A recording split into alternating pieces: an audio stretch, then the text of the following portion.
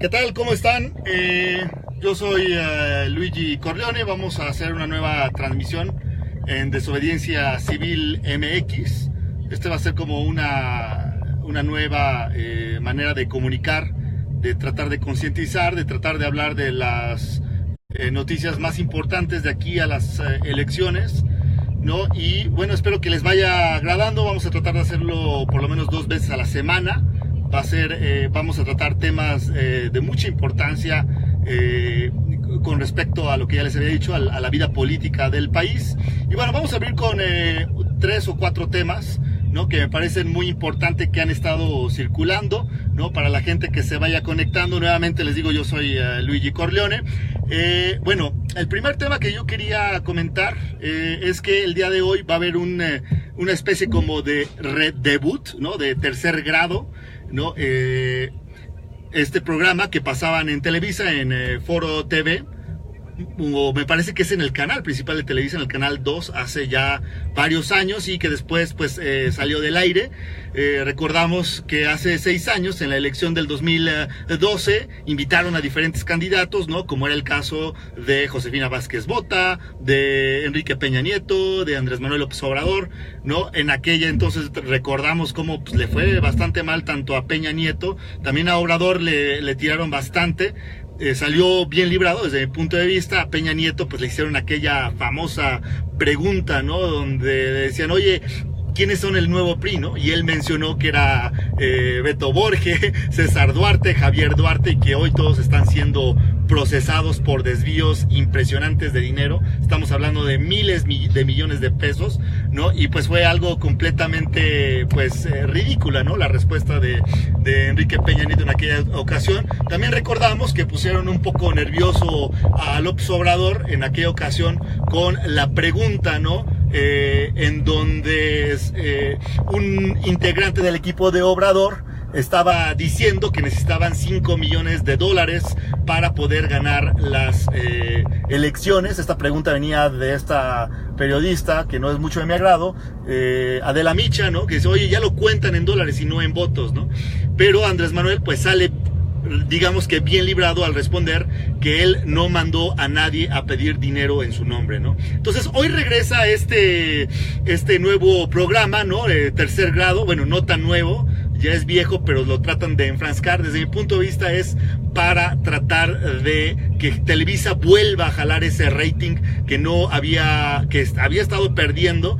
Y bueno, Obrador ahorita, como está en boca de todos, inclusive hasta de los que más lo odian o quien no quieren saber nada de él, pues Obrador ya trae rating, ¿no? Hace poco estuvimos presentes, ¿no?, en un evento en Atizapán de Zaragoza, Estado de México. Bueno, la cantidad de gente era impresionante, y sobre todo al irse Obrador en su camioneta, esta camioneta que renta, que también es muy criticada, que es una Suburban, pero es rentada finalmente.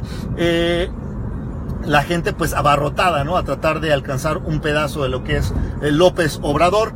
Y después, regresando al tema de tercer grado, pues sí, ese es realmente el diagnóstico, ¿no?, que tengo, que realmente lo que quieren hacer es tratar de recuperar el rating que había estado perdiendo Televisa.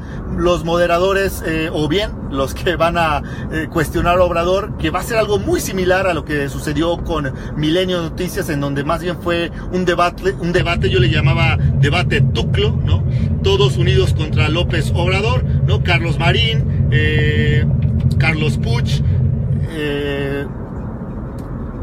y entre algunos otros estaba Silva Herzog, ¿no?, entre otros periodistas. Eran 6 contra 1, ¿no?, contra López Obrador. En el debate también eran 7 contra 1, ¿verdad?, porque eran los 2 moderadores, aunque en aquella ocasión el debate, debo reconocer que los moderadores, que era Denise Merker y Sergio Sarmiento, estuvieron bien estructurados desde mi punto de vista, y en sí los ataques, en total 51 ataques contra López Obrador en el primer debate, ¿no? Y ahora, hoy en tercer grado, pues van a repetir algunos periodistas. Algunos ya no están en Televisa, como es el caso de Adela Micha, ya no está, Broso ya no está, Carlos Marín, bueno, ya no va a estar como invitado, pero los que repiten son los que siguen en Televisa, que es Denise Merker, Leopoldo Gómez, por ahí me parece que también Ciro Gómez Leiva va a estar por ahí invitado, si no mal recuerdo. Pero bueno, va a estar muy interesante. Este debate va a ser en unas horas, a las 11 de la noche. El día de hoy hay que estar muy pendientes y sintonizar lo que es Televisa. También tenemos otro tema que quería tocar, ¿no? Es este meme falso que anda circulando ahí de librerías Gandhi, ¿no? En donde dice que si votas por Obrador vas a regresar a la época de 1970 o 1982, ¿no? En donde supuestamente se aplicaron reformas sociales. Recordamos que en aquel entonces pues gobernó Díaz Ordaz en el 70 y en el 82 de la Madrid, ¿no? En realidad, en esa época, aunque no lo creamos, hubo un crecimiento económico promedio del 6%. A partir del 82, cuando ya se forma de manera más sustanciosa el neoliberalismo, el crecimiento económico es del 2%, ¿verdad? Entonces, y realmente la crisis del 82 se derivó a que los grandes empresarios se endeudaron de manera estúpida y tomaron de aval al Estado y sobre todo a la industria petrolera, y es ahí donde viene la venta de paraestatales, es decir, la privatización y la privatización de todas las empresas. La única que no pues fue Pemex, ¿verdad? Pero ahora ya con la reforma energética de Peña Nieto pues lo están desmantelando. Prácticamente es una especie de privatización y bueno, pues no ha traído ningún beneficio, ¿no? Y otra cosa que quería comentar sobre este meme falso que anda circulando ahí de librerías Gandhi es que realmente lo que está proponiendo López Obrador es un modelo demócrata social muy parecido al modelo keynesiano de John Maynard Keynes, que se aplicó, por ejemplo, en el periodo de Lázaro Cárdenas, ¿no? Lázaro Cárdenas gobernó el país del 34 al 40 y industrializó el petróleo en aquel entonces, y esto tuvo un gran detonante. Se construyeron algunas refinerías, se recuperó la industria petrolera, se expropió como quien dice, y después vinieron la construcción de refinerías y de algunas instituciones, aquí se está moviendo esto, y de algunas instituciones, la creación de instituciones como el Politécnico, el Instituto Politécnico Nacional, ¿no? Entonces, a partir del 46, gracias a esta industrialización y a este modelo económico demócrata social, a partir de John Maynard Keynes, o modelo keynesiano, viene lo que se llama el milagro mexicano, que viene del 46 al 70. Este es realmente muy parecido a lo que quiere hacer ahora López Obrador, que es el milagro mexicano. Pues es un periodo estabilizador donde no hay inflación, no hay devaluación, hay un crecimiento muy importante de la industria mexicana en el petróleo, en el campo y sobre todo en el campo y en el petróleo, sobre todo en esos dos. Y pues recordamos en aquel entonces en México hubieron grandes obras, las obras más grandes en construcciones arquitectónicas se dieron en ese periodo, en el milagro mexicano, y en donde había, como les repito, no había inflación y había un periodo macroeconómico de estabilización, ¿no? Entonces, más bien, no hay que creer esas mentiras, hay que estudiar, hay que investigar un poco, hay que saber responder ese tipo de memes. Este video no es tanto para defender a Obrador, aunque así lo parezca, pero es más bien para desmentir todos estos memes falsos que andan por ahí circulando y que inclusive comparten. En mi caso, yo veo que lo comparten personas o muy conocidas y que tienen hasta maestrías en economía, ¿no? Entonces realmente es muy sorprendente que la gente no investiga, a pesar de que están estudiados y tienen títulos y maestrías y doctorados, y ahí lo andan compartiendo.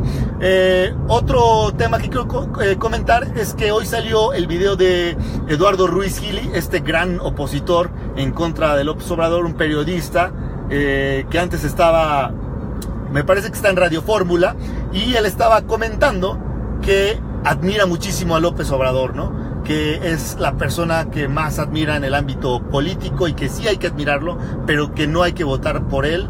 Y aquí empieza a decir una serie de cosas muy imprecisas. La primera es habla de los ninis, ¿no? Que Obrador va a regalar 4,500 pesos a ninis.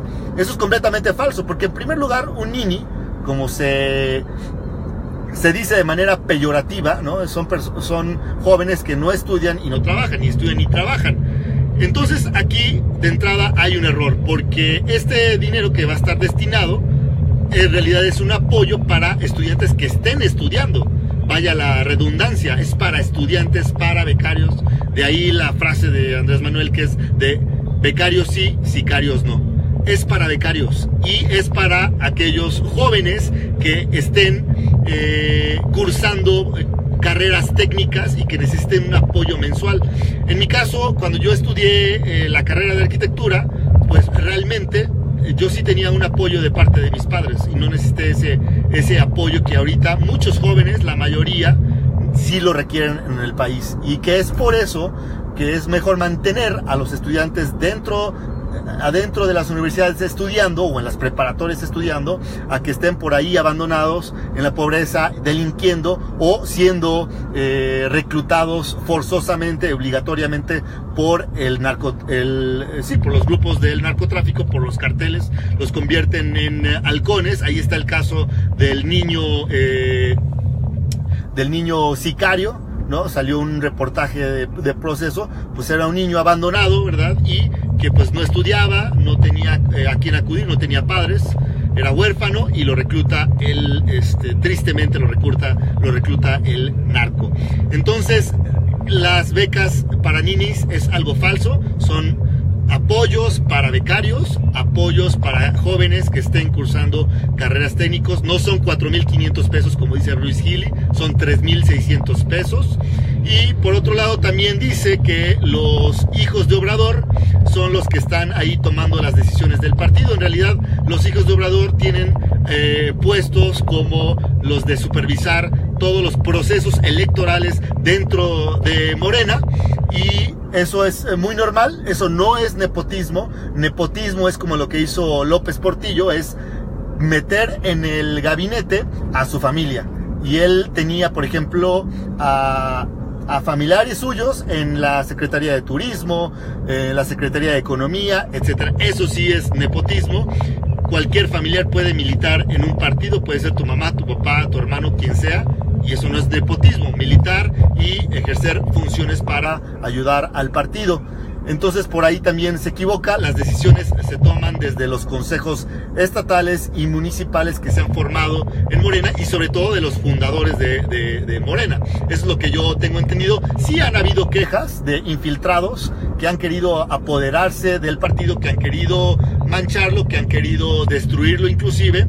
Pero bueno, se han dado casos ejemplares, como el caso de Eva Cadena, en donde a ella pues la expulsaron de inmediato por haber aceptado dinero supuestamente ilegal para López Obrador, ¿no? Pues ahí pusieron un ejemplo de que cuando se cometen actos ilícitos dentro del partido, bueno, pues los expulsan. Pero no dudo que sí han habido muchísimas quejas, y hay muchas entidades en donde a Morena también la han contaminado. Entonces pues la labor aquí es para los militantes, pues limpiar toda la estructura.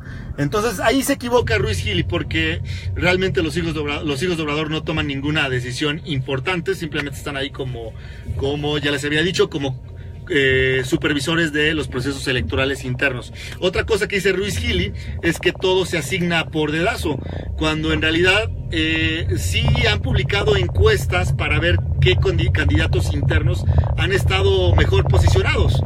Un ejemplo claro es como el de Claudia Sheinbaum y Ricardo Monreal, ¿no? Ahí publicaron la encuesta, la metodología. Obviamente Ricardo Monreal salió a protestar, no estuvo de acuerdo, estuvo en contra, es su derecho, qué bueno que así lo hizo, y finalmente la que salió de candidata fue Claudia Sheinbaum. Y esta práctica la vienen repitiendo desde el 2012, desde el 2011 inclusive, cuando se hizo una encuesta si Obrador, o más bien Marcelo Ebrard, debía ser el candidato a la República por parte del Partido de la Revolución Democrática, cuando todavía eran ciertamente de izquierda. Ya no son de izquierda, ya salieron al PAN, a Movimiento Ciudadano, y ahora tienen como candidato al mismo Ricardo Anaya. Conozco a gente del PRD que les da vergüenza aceptar que Ricardo Anaya sea su candidato. Es totalmente deplorable, simplemente se hacen de la vista gorda, ni lo están apoyando, nada más están ahí apoyando al partido, se quedan ahí como caciques. Como en Morena también hay algunos caciques que están tratando ahí de desvirtuar el partido, pero sí está actuando el partido. Me ha tocado ver que sí están corriendo a la gente que está queriendo actuar como caciques. Me parece que esta crítica de Ruiz Gili pues, está basada mucho en mentiras. Y la otra mentira que estaba diciendo es que sí, que Obrador tiene un gran plan, ¿verdad? Un gran proyecto de nación, pero no lo va a poder financiar porque es muy difícil recaudar todo lo que son las comisiones por medio de las empresas o por medio de las licitaciones que usualmente se dan, es decir, las mordidas, ¿no? Para las licitaciones, muy difícil recaudar eso. Y también todo el dinero que viene de las construcciones que se dan a partir de las licitaciones de diferentes procesos en donde el gobierno está ahí intervenido, que eso es muy difícil de recaudar, pero en realidad ese dinero no va a ser recaudado ahí, porque eso más bien se va a combatir una vez que que toda la corrupción se pueda erradicar, ¿no? Eso va a ser aparte. Lo primero que se va a hacer es primero retener los sueldos de los altos funcionarios, como el ejemplo de los magistrados del tribunal, que ganan entre 500,000 y 600,000 pesos aproximadamente. Se les va a recortar a la mitad. Y además todos los privilegios, todo eso es muy visible y se puede recortar con la tijera de manera eficaz si se ejerce un buen proceso de recaudación de salarios y de privilegios, ¿no? Entonces todo lo demás, lo que es de la corrupción, pues ya va a ser como un extra, ¿verdad? Y se supone que más bien con esa técnica, como lo decía Juárez, los funcionarios públicos tienen que aprender a vivir en la justa medianía. Es decir, vas a tener a funcionarios públicos que no están ahí por el dinero, están ahí por realmente querer servir a la gente. Entonces de ahí, desde entrada, ya cuando le estás recortando el salario a la mitad, pues ya estás combatiendo la corrupción, ¿no? Entonces ya no habría necesidad entonces de detectar procesos ilícitos en licitaciones, como es la recaudación a partir de los proveedores o de las construcciones, ¿no? Entonces todo eso también es falso. El Banco Mundial, aunque no he podido averiguar bien el dato, pero dice Obrador que el Banco Mundial estimó 1 billón de pesos, es decir, la mitad de lo que él está estimando, que son 500,000 millones de pesos. 1 billón de pesos, es decir, 1 millón de millones anuales son los que se recaudan son los que pierde México con respecto a la corrupción. Y la corrupción, estamos hablando de los altos salarios y de los privilegios de los altos funcionarios, ¿no? Entonces ese es otro